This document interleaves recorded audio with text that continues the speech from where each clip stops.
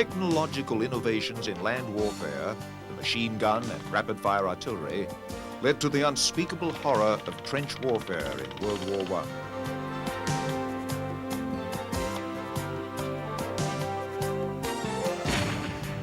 Some far-sighted military officers realized that the best antidotes to these innovations were other technological innovations. Armor was needed to protect the soldier from enemy firepower. Mobility was needed to overcome the stalemate of trench warfare. And guns were needed to overpower enemy defenses. In France, it was General Estienne.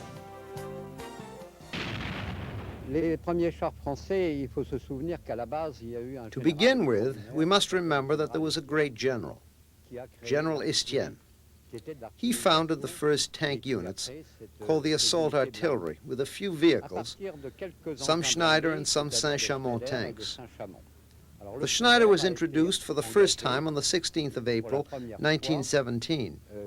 This was the first appearance of French tanks on the battlefield. It was not a success because the Allies were not coordinated. The British used their tanks first and we did later, with the result that it was not what we hoped for. But General Estienne was a man of strong character, and he said that's life. Mais le général Estienne était un homme de caractère et il s'est dit, c'est l'avenir. Curiously enough, on the German side, General Ludendorff didn't believe in tanks at all. He thought these are just moving tin cans and they burn too easily. But the French persisted and built over 200 Schneider and over 200 Saint-Chamond. The Saint-Chamond was revolutionary at the time because it was armed with a powerful French 75mm gun, the 75, and it used electrical propulsion. This was quite new at the time. Even today, people come to see how this tank was built. The first French tanks, the Schneiders, entered combat several months after the first British tanks. By the time of the 1917 battle on the Chemin des Dames, the German artillery was ready for them. The results of the first French tank attacks were tragic. General Estienne had foreseen this problem and was developing a new concept in tanks with the Renault automobile company. Instead of small numbers of large lumbering tanks like the Schneiders, Saint-Chamond, or the British tanks, he advocated large numbers of very small tanks. The driving force behind their development was really General Jean-B. Estienne, who played such a key role in the interwar period also. He really saw the tank as a artillerie d'assaut in the sense of assault artillery. And he saw it as being a vehicle that carried firepower along with the infantry to assist them in the movement on the battlefield. The role that he played was really very similar to that of some of the key British innovators in the sense of having the concept and then moving forward with it. And in fact, the French worked at about the same pace as the British, but they were sort of initially behind in the sense of when they started. But once they got started, they initially tried some of the larger vehicles that were really designed to break through the enemy fortifications, and then moved toward some of the lighter armored vehicles, particularly the FT-17, which was intended to be used to break through the enemy fortifications, but not in the same sense that the heavy tanks were to be used. But from the beginning, they saw many more tanks being on the battlefield than the British. They emphasized a smaller tank so it would be more mobile, employed more flexibly perhaps than what the British had envisioned in their ideas. But certainly they spent a lot of time thinking about it, and they were in fact very successful with the vehicles and the ideas that they developed in World War I. The Renault FT pioneered the classic layout of all modern tanks. Its most significant innovation was the use of a fully traversing turret. The driver sat in the front of the vehicle, the commander in the turret, and the engine at the rear. The Renault FT entered combat in 1918, and several thousand were manufactured.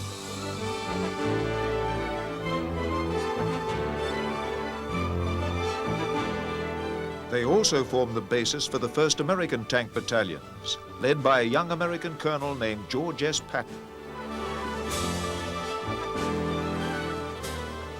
The Renault FT became the most widely used tank of the 1920s, also forming the basis of the early tank forces of Russia, Japan, and China. The success of the Renault FT was not without its drawbacks. From the beginning, the French saw the tank as an important vehicle. If you look into the interwar period, they also emphasized the tank and its importance during that period. But one of the most important factors in how they developed the tank was all of the tanks that they had left over from World War I. Specifically, they had several thousand of the FT-17s, which was a very slow vehicle, a very small vehicle, moved at about 5 miles an hour, slightly faster than the average infantryman. Because of the existence of those vehicles, it was very difficult for the French to conceive of something dramatically different. Each time those who were in charge of developing French tanks saw this very fragile, very slow, very vulnerable vehicle, it was difficult for them to think of something that would be dramatically different. So consequently, you see, in terms of concept, the existence of those several thousands of tanks was very, very important to the ultimate doctrine, the ultimate equipment that they devised. In the 1920s, France continued to experiment with innovative tanks, including massive breakthrough tanks and even amphibious tanks. But it was the FT that made up most of the force.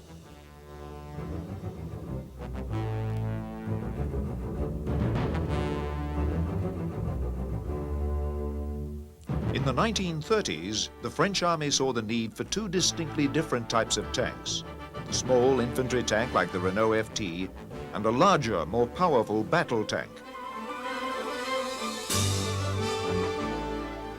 From the beginning, they saw two fundamentally different types of tanks. One was the heavy tank, the battle tank, which was the favorite vehicle of General Estienne, who dominated the development of French army in the interwar period, and the other was the lighter infantry tank. The heavier tank was designed to be the breakthrough tank. It would be the tank that would meet the enemy fortifications, the enemy defenses first. And then behind that would be the lighter tank that would be moving at the pace of the infantry.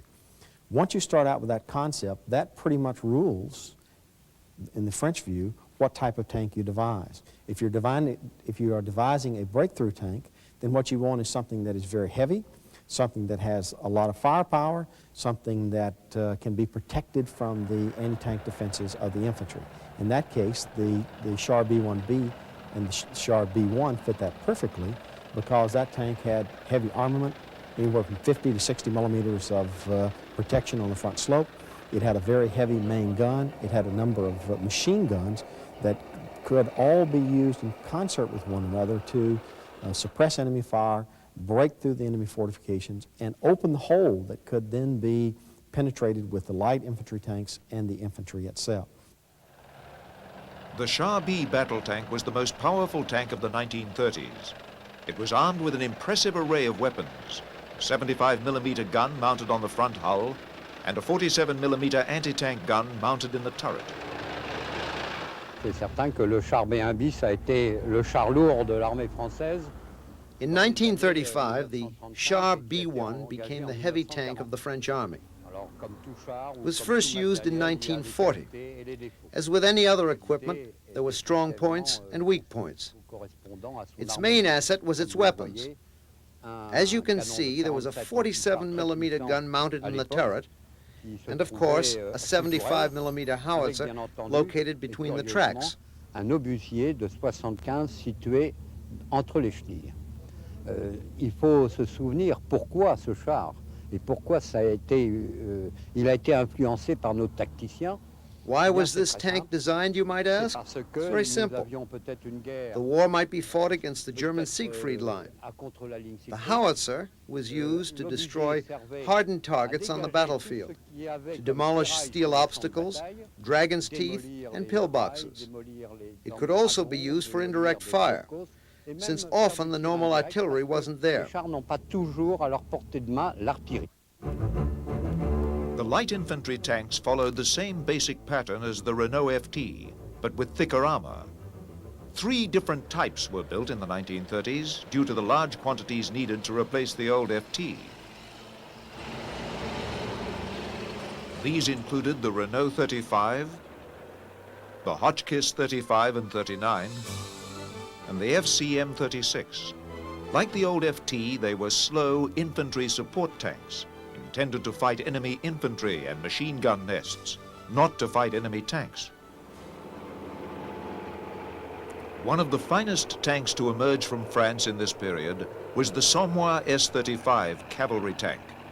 In the early 1930s, the French cavalry began to mechanize, giving up their horses for new armored mounts. The Somua cavalry tank was well armored, fast, and very well armed. It had a unique role to play in France's military preparations for war with Germany.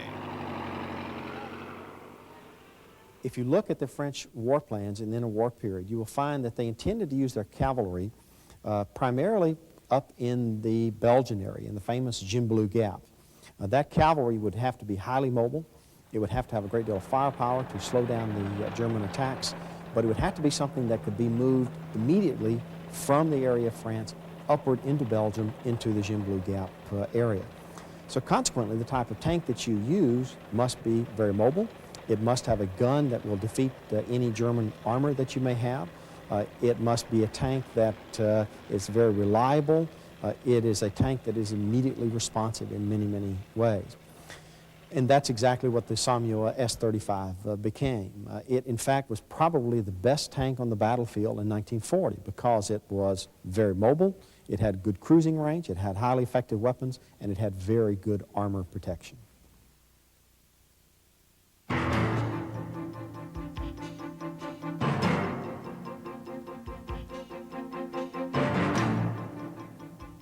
When France and Germany went to war in 1940, the French army seemed to hold the advantage.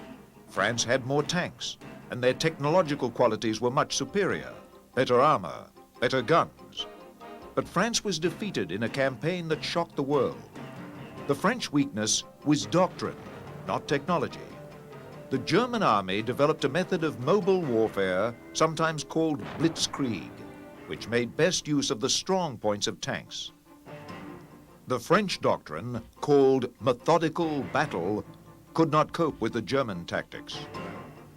It seems to me it goes back to the question of doctrine, primarily because given the emphasis on the methodical battle, the French really did not see a need for a great deal of training in terms of moving units rapidly from one spot to another, training units to respond to the unexpected. Their emphasis was on the expected, to do as they were told, to respond the way the higher level commander told them to respond, and that's what they trained their subordinates to do. But given that sort of approach to battle, there really was no need for a lot of radios. You could always run landlines, you could always use some sort of telephones to communicate with higher headquarters. If nothing else, you could use flares, you could use hand signals, but you did not need a lot of radios. As a result of that, they had practically no radios in their tanks, in their command vehicles at all. But the reason for that goes back to the doctrinal explanation, in the sense of because they had their doctrine, because they had that concept for how units would be employed, they simply did not value the use of radios very much at all. The sort of things that they practiced were carefully controlled movements, the movement from one point to another point, or phase line to phase line, something that did not require a great deal of skill, something that did not require a great deal of experience. So the French army was prepared to perform according to its doctrine in a fashion that the French military leadership thought would be effective. Unfortunately, that preparation was not the preparation that they needed to respond to the very rapid, sharp, decisive actions of German tanks when German tanks came into those key encounter areas. French tank design remained influential even after the defeat. The American M3 Lee tank was patterned after the Shah B-1, with its main gun in the hull and its anti-tank gun in the turret. The layout and configuration of the Somua S-35 helped inspire the M4 Sherman tank, the mainstay of the United States tank force during World War II. The 1940 defeat did not signal the end of the French armored force. The young commander of the 4th Armored Division, Charles de Gaulle, re-established the Free French forces in Britain. The new French armored force was equipped with American armor, the M4 Sherman tank, the M10 tank destroyer, and the M8 Greyhound scout car. Every summer, the parade grounds of the French Cavalry School at Somua in the Loire Valley witness a reminder of the history of French tanks during the war. The M10, named Scirocco, has a particularly proud story behind it. In 1944, Scirocco served with the most famous of the French units, General Leclerc's 2nd Armored Division, during the liberation of Paris. During the fighting for the capital, Scirocco engaged in a duel with a German Panther tank on the Place de la Concorde in the heart of Paris. The Panther was the most formidable tank on the battlefield in 1944.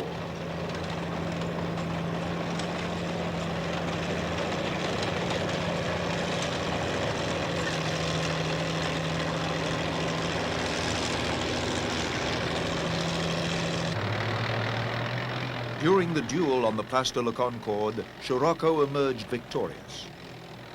Scirocco was manned by volunteers from the French Navy, evident in the naval cap worn by the crew during the annual Somua review. In the years immediately after the war, the French army relied on American armored vehicles until French industries could be rebuilt. The M47 Patton tank was the mainstay of the French tank force through much of the 1950s.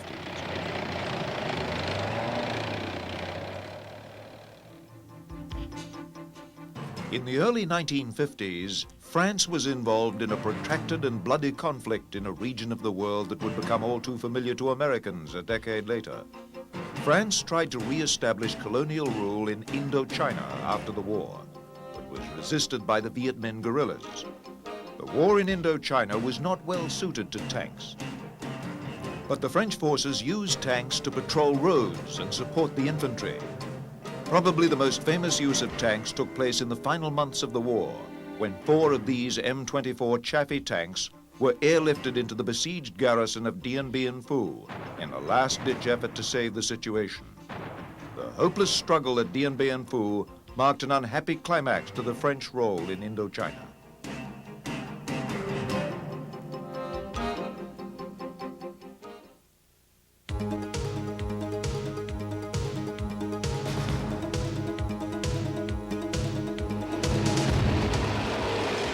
French designers in the late 1940s attempted to re-establish their reputation as innovators in armored vehicle design.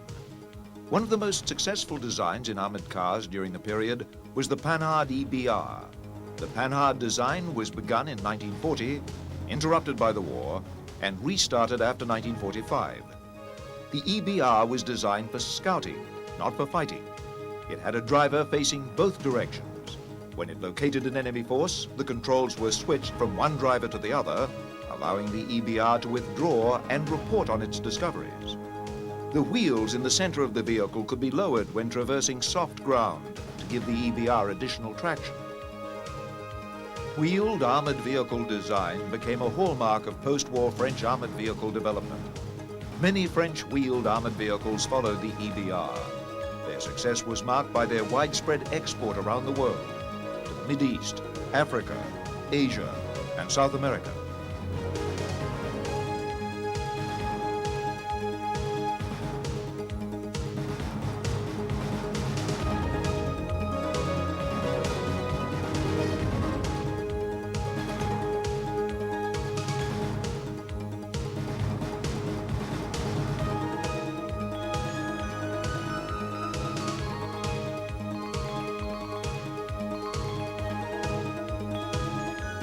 The most impressive and successful light tank of the 1950s was the AMX-13. The designers modified the powerful 75mm gun used on the wartime 45-ton German Panther tank and incorporated it on a much smaller 15-ton tank. To keep the tank small, the designers fitted it with an automatic loader for the gun in the rear of the turret. The AMX-13 was the first tank to use such a system, and they are only now becoming common on other tanks. The first successful French battle tank of the post-war years was the AMX-30. The AMX-30 design pioneered the smooth-bore tank gun. Conventional tank guns are rifled, imparting a spin in the projectile as it's fired down the tube. This presented a problem with new anti-tank munitions such as shaped charge rounds. The French designers were the first to surmount the technical problems with smooth-bore guns, resulting in the 105mm gun on the AMX-30. In recent years, smooth-bore guns have become standard on main battle tanks around the world, including the German Leopard 2 and the American M1A1 Abrams.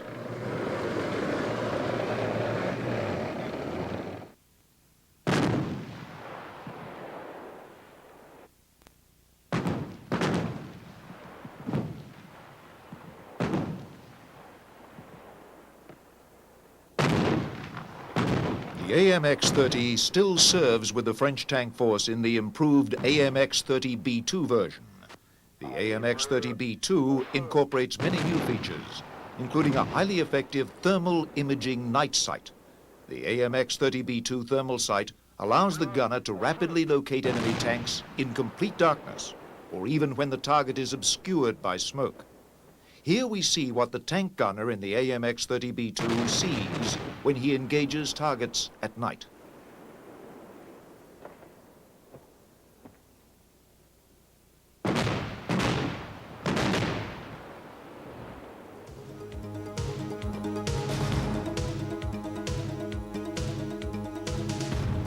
The AMX-30 has proved to be a versatile vehicle suitable for other roles.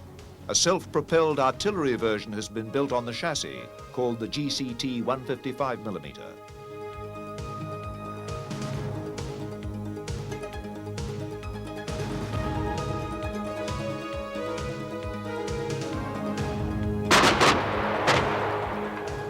The latest developments in tank technology are incorporated in the new AMX Leclerc main battle tank, which will enter service in the 1990s.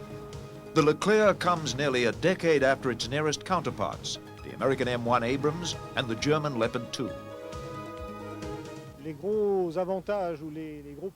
The main improvements of the past 10 years in the second generation of tanks have been improvements in technology, computerization, and communications. There are also great improvements in the combat characteristics, such as mobility, firepower, and protection. But the most significant changes, which lead us to call the Leclerc a third-generation tank, is in its ability to be integrated into a computerized system for the command and control of entire tank units. One of the unique aspects of the Leclerc is the ability of its digital onboard computer to automatically communicate with other tanks in the unit and with its higher headquarters. La chose est difficile à décrire. La capacité du Leclerc de s'intégrer dans un système de commandement, c'est... It's difficult to describe such a system. First of all, it's a communication network. The tank can send or receive digital data, for example, to receive its battle orders or other information. It continuously sends data on its location to the upper echelons, and so it's possible for the headquarters to plan and conduct the battle, making the best use of each tank's capabilities. En exploitant au mieux les performances individuelles des chars. The Leclerc's powerful 120mm gun offers certain advantages over the current system. France pioneered the autoloader, and the AMX Leclerc will be the first Western European main battle tank to include this feature. Il y a deux aspects dans la puissance de feu et la capacité de combattre du char. Il y a l'aspect purement arme-munition. The firepower and fighting capability of a tank have two aspects. There is the tank gun itself, and there is the tank's ammunition. We have a much more powerful 120mm gun than current tanks. It has a 1 meter longer barrel, which gives the projectile greater speed and gives it more impact. The second aspect of its firepower is its ability to engage continuously, whether it's day or night, whether it's from the halt or on the move with the same degree of effectiveness. This is possible because of the automatic loader. It's not affected by the movement of the tank, and so it can be used without having to halt the vehicle. It's also helped by the sophisticated fire control system and an electric turret drive, which allows very precise stabilization. All of these features give us similar results, whether the tank is moving or stationary. Tout ceci est un ensemble, un système qui permet d'avoir en marche à peu près les mêmes performances que celles dont on dispose à l'arrêt. The Leclerc is the latest chapter in France's innovations in tank design.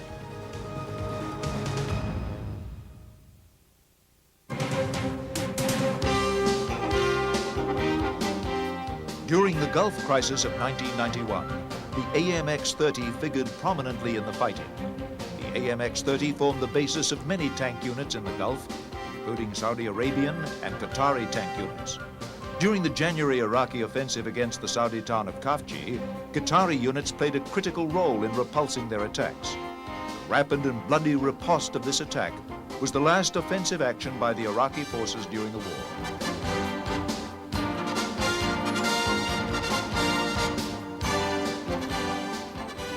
In western Saudi Arabia, French troops of the WWII force prepared to assist the multinational coalition in the liberation of Kuwait. Among the armored units in Saudi Arabia was the 4th Dragoon Regiment, equipped with the AMX-30 B-2 tanks. Here, the 4th Regiment conducts desert training maneuvers days before the Desert Storm offensive against Iraq.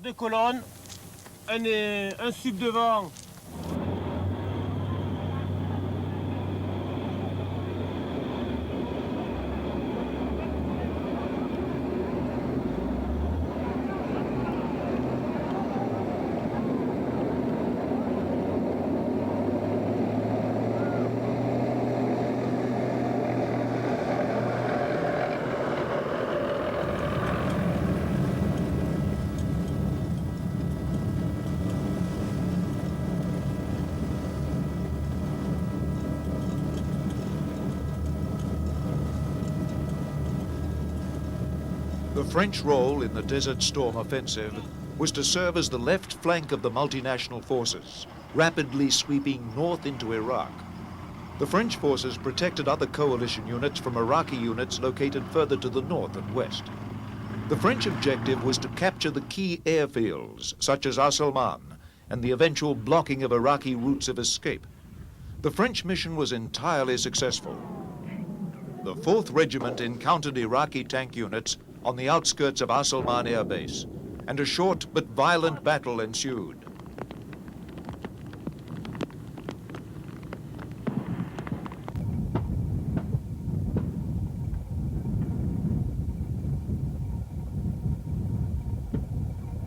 From the muddy trenches of the Western Front in World War I to the rocky deserts of Western Iraq in the Gulf War, French tanks have been in the forefront of the armored vanguard.